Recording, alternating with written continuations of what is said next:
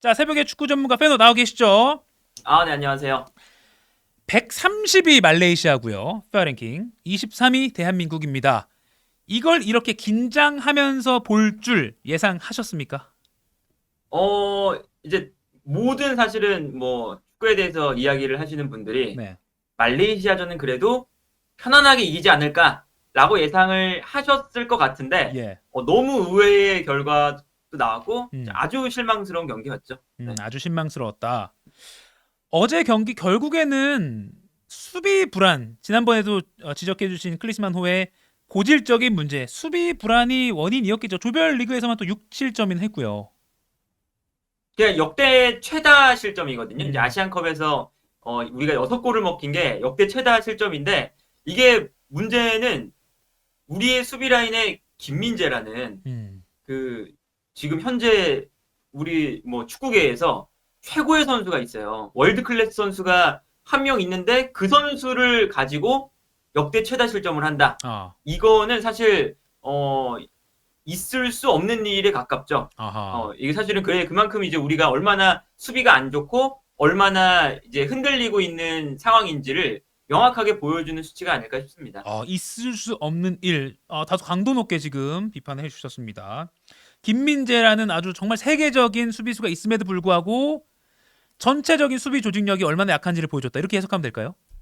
그렇기도 하고요. 사실은 뭐 김민재 선수가 너무나 잘해주고 있지만 네. 사실은 김민재 선수가 없었으면 우리가 이번 대회에서 요르단전 때 졌을 가능성이 높고요. 음. 그리고 말레이시아전도 더 골을 많이 먹혔을 가능성이 높죠. 그러니까 음. 그만큼 김민재 선수가 너무 잘해주고 있지만 김민재 선수도 어쨌든 사람이기 때문에 음. 뭐 3명, 4명을 혼자서 다 막을 수는 없어요. 그런데 지금 그런 상황이 나오고 있고 음. 이제 뭐 어제 실점 나오는 것도 보면 김민재 선수가 이제 뭐 측면으로 나갔을 때 김민재 선수가 측면으로 나가는 순간 크로스가 올라왔다고 해서 우리가 페널티킥을 내준다거나 뭐 네. 그런 상황들이 좀 반복되잖아요. 그러니까 김민재 선수에게 의존하는 축구를 지금 최근 들어서 클린스만 감독이 수비적으로는 네. 아주 크게 하고 있는데 김민재에게 의존하는 것도 한계가 있다. 네. 이렇게 볼 수가 있겠죠. 그런가 하면 어제 이강인 선수는 좀 빛났다라고 좀 저도 개인적으로 꼽아볼 수 있을 것 같아요. 자책골로 기록은 됐지만 이강인 선수의 정말 환상적인 프리킥이 답답했던 마음을 좀 뚫어주는 그런 효과도 있었는데 어제 이강인 선수 플레이는 좀 어떻게 보셨습니까? 어, 사실 어제 말레이시아전에서 잘했다고 볼 수 있는 선수는 딱히 없고요. 사실 음.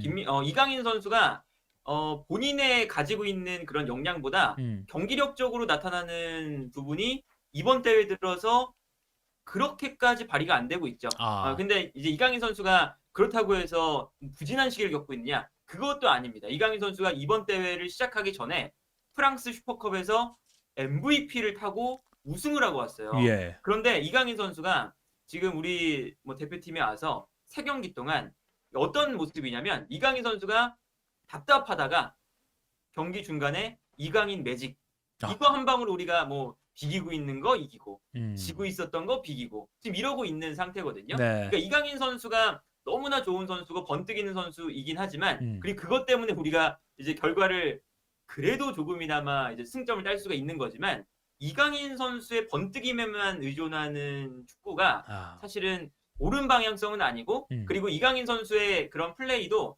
사실은 더 우리가 잘 활용할 수가 있거든요. 네. 이강인 선수가 지금 보여주는 플레이가 너무너무 지금 뭐 컨디션도 좋고 음. 뭐 패스를 뿌려주거나 차기적인 플레이가 잘 나올 수 있는 선수인데 네. 이강인의 역량도 지금 클린스만 감독의 이런 축구에서 제대로 발휘가 되지 못하고 있다. 이렇게 볼 수가 있겠죠. 네. 근데 손흥민 선수가 이런 말하면 좀 그렇지만 어제 조금 예상보다는 조금 저조했다라는 평가를 받고 있습니다. 그리고 필드골이 나오지 않고 있고요. 이게 좀 집중 견제를 받고 있기 때문이다라고도 볼 수 있겠지만 그것만으로는 조금 집중 견제 때문이다라고 보기에는 그거보다 좀 더 저조한 거 아니냐라는 평가도 나오고 있어요. 일단 뭐 손흥민 선수의 뭐 개인적인 컨디션이 음. 뭐 최고일 때보다는 그렇게 좋지 않아 보이기도 하지만 네. 일단 손흥민 선수가 프리미어리그 음. 전 세계 최고의 그 리그에서 음. 득점왕 경쟁을 하고 있거든요. 이 음. 득점왕뿐만 아니라 이번 시즌 손흥민 선수는 이제 한 단계 발전했다는 평가를 듣는 게 경기력적으로 영향력을 정말 크게 내는 선수예요. 그러다 보니까 뭐 토트넘의 경기를 보면 손흥민 선수밖에 안 보인다라고 할 수 있을 정도로 네. 패스도 막 계속 뿌려주고 위협적인 장면이 다 손흥민 쪽에서 나오거든요. 음. 근데 우리 대표팀에 오면 지금 이 아시안컵에서 갑자기 이 손흥민 선수의 퍼포먼스 떨어진다. 그러니까요. 이게 다 마찬가지입니다. 손흥민 선수도 그렇고 이강인 선수도 그렇고 김민재 선수도 그렇고 음. 소속팀에서는 지금 최고의 퍼포먼스를 보여주다가 왔어요. 근데 이 최고의 퍼포먼스를 보여주다가 온 선수가 국가대표팀에 모아놓고 봤더니 우리가 역대 최다 실점을 하고 있다. 그리고 뭐 이제 요르단이나 말레이시아에게 잡힌다. 음. 이런 사실은 결과물은 선수만의 문제라고 보기에는 좀 힘들다. 아. 예. 그럼 누구의 뭐 문제입니까? 뭐 클린스만 감독의 문제가 좀 많이 크겠죠. 이제 아무래도 뭐 클린스만 감독이 뭐 더 배울 것이 많다. 뭐 더 좋아질 것이다. 이렇게 이야기를 하지만 뭐 당장 이제 지난 경기에 우리가 말레이시아 3골 먹혔잖아요. 네. 근데 이 3골을 먹힐 때 이 3골이 그냥 나온 게 아니라 우연히 나온 게 아니라 우리가 바레인전에 먹혔던 골 장면, 요르단전에 먹혔던 골 장면, 뭐 아니면 이제 클린스만 감독이 부임한 이후에 내내 먹혔던 골 장면이 다 비슷하거든요. 그러니까 뭐 예를 들면 수비 라인에 뭐 김민재 한 명만 있다거나 아니면 수비 라인 앞에 박용우 혼자서 막 수비하고 있다거나 그리고 이제 막 그 현대 축구에서 가장 중요한 게 간격 유지가 제일 중요하다고 하거든요. 네네. 수비와 공격의 간격이 좁아야 우리가 어디에 볼이 있든 우리의 선수 숫자가 많으니까 실점을 안 하고 공격도 잘 돼요. 그런데 그 간격 유지가 안 돼서 먹히는 그런 장면들이 늘 반복이에요. 그래서 아마 뭐 이제 아무래도 아시안컵 많이 보셨으니까 바레인전에 먹혔던 거, 요르단전에 먹혔던 거, 그리고 이번에 먹혔던 걸 다 비교해 보면 똑같은 장면에서 똑같이 좀 비슷한 패턴으로 먹히거든요. 이거는 사실은 감독과 코칭 스태프 쪽에서 뭔가 피드백이 제대로 안 되고 있는 것이 아니냐. 네. 뭔가 지금 이 감독이 팀을 이끌어가는데 확실한 문제를 보여주고 있는 것이라고 볼 수가 있겠다. 네. 그런 생각이 드네요. 16강 상대는 이제 사우디로 결정이 됐습니다. 근데 사우디가 또 오일 머니를 앞세워서 연봉, 그러니까 우리 지금 아시안컵 참가국 가운데서 연봉 1위 이탈리아 출신의 만치니 감독이 이제 사우디를 이끌고 있어서 정말 만만치 않습니다. 물론 객관적인 순위 자체는 우리보다 낮지만 이제 순위가 중요한 거 아니고 공은 둥글다라고 볼 수 있으니까요. 사우디전은 좀 어떻게 전망하십니까? 사우디 사실은 이제 사우디 우리가 잘 사우디? 네. 이거 욕심이 약간. 죄송합니다. 그러니까 사우디가 분위기가 처음에 안 좋았어요. 이 만치니 감독을 정말 어마어마한 연봉을 주고 데려왔는데 사우디 선수들이 약간 그 백업으로 뛰기 싫어하는 성향이 좀 있습니다. 아무래도 연봉이 높다 보니까 국가대표팀에 대한 그런 이제 간절함이 되게 적어요. 그래서 경기 전에, 대회 전에, 아시안컵 전에 나는 백업으로 가면 아시안컵 안 갈래 라고 만치니 감독한테 이야기를 했습니다. 그래서 만치니 감독이 화가 나서 그렇게 이야기하는 선수들은 다 국가대표팀에서 제명하겠다. 막 이러면서 분위기가 매우 안 좋기 시작을 했거든요. 근데 오히려 그런 선수들을 제명을 하니까 더 경기력은 좋아지고 있어요. 그러니까 기본적으로 이 사우디의 축구가 이제 옛날부터 그랬는데 기술적으로는 매우 이제 뛰어난 선수들이 많거든요. 네네. 다만 이 선수들이 뭐 왜 손흥민, 김민재, 이강인처럼 유럽에 나가서 뛰는 선수가 적느냐? 사우디가 단순하게 돈을 많이 주니까 우리가 유럽으로 갈 필요가 없는 거예요. 그러니까 그 선수들이 좋은 능력을 가진 선수들은 많은데 유럽으로 나가지 못해서 우리가 이제 익숙하지 않은 유명하지 않은 선수들이 많거든요. 이제 그러다 보니까 이 사우디 자체는 기본적으로 기술적인 부분이 좀 뛰어난 팀인데 네. 그리고 이제 만치니 감독이 유로에서 우승을 했던 감독이기도 하잖아요. 네. 이제 그러다 보니까 클린스만 감독이 사실은 이거 사우디를 만나든 아니면 뭐 일본을 만나든 카타르를 만나든 이라크 만나든 다 똑같은 얘기인데 이런 그 말레이시아전, 요르단전 그리고 뭐 그 전 경기 바레인전처럼 하면 우리가 떨어질 가능성이 매우 높다. 네, 어떤 팀을 만나든 똑같다. 이런 생각이 듭니다. 지난 조별리그의 모습대로 그대로 간다면 사우디전 승리 장담할 수 없다라고 보시는 거군요.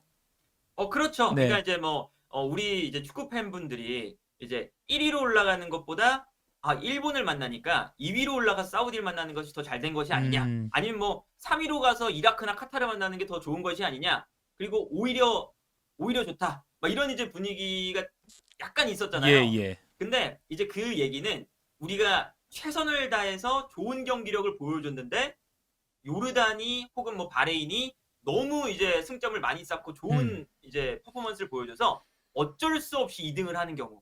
그럴 때는 이제 그게 성립이 되는데 이거는 우리가 지금 분위기가 너무 안 좋고 경기력도 누가 봐도 이거는 이거 우리가 우승권 팀이라고 볼 수 없을 정도의 경기력을 보여주는데 뭐 상대 팀이 이제 오히려 일본을 만나는 것보다 2등을 해서 사우디를 만나는 게 더 좋은 것이 아니냐 네. 이렇게 하는 것은 약간 좀 어폐가 있고 어떤 팀을 만나든 이제 이런 이제 경기력이면 똑같다. 네. 16강, 8강 그 이상 올라가기는 힘들다. 그러면 제가 원래 마지막 질문 이제 드릴 건데 우승 가능성에 대해 여쭈려고 그랬는데 그거보다 지금 성적이 어떻든 클린스만 후 이번 아시안컵 끝나고 클린스만 감독의 그 자리 자체가 변화가 있을 수 있다라고도 예측하십니까? 일단 지금 뭐 알려진 것에 따르면 이제 이번 대회에 클린스만 감독이 중간고사 같은 거거든요. 네. 그래서 이제 계약서에 어떻게 되어 있는지는 모르지만 클린스만 감독이 어느 정도의 성적을 내야 된다. 그래야 이제 계약을 갱신한다. 뭐 이런 이제 내용이 있다고 이야기가 나오고 있어요. 예. 근데 그게 이제 어쨌든 뭐 우리 축구협회가 어느 정도를 생각하고 있는지는 모르겠죠. 8강인지 4강인지 결승인지 우승인지. 네. 근데 이제 클린스만 감독이 어쨌든 대진표는 괜찮아졌거든요. 그래서 클린스만 감독이 만약에 뭐 얘기가 되어 있었던 그 정도의 성적을 낸다. 그러면 유임이 될 가능성이 높고요. 아하. 만약에 그 성적을 내지 못한다 하면은 이제 바뀔 수가 있는 충분한 상황이 된 거죠. 네. 알겠습니다. 아무튼 이번 벌써 조별리그만 거치고서라도 클린스만 감독에 대한 실망을 표현하는 팬들도 많기 때문에 이번 아시안컵 성적을 좀 지켜보면서 클린스만 감독 향후 거치도 한번 생각을 해봐야 될 것 같은 그런 분위기네요. 여기까지 네. 정리하고 저희 사우디전 또 한번 나중에 분석을 해봐 주시면 좋겠습니다, 페너님. 네, 언제든 뭐 초대해 주세요. 네, 사우디 잘 사우디 요거 제 멘트는 어땠습니까? 네, 연결 중단하겠습니다. 네. 네, 감사합니다, 페너님. 고맙습니다. 네, 가보겠습니다. 네.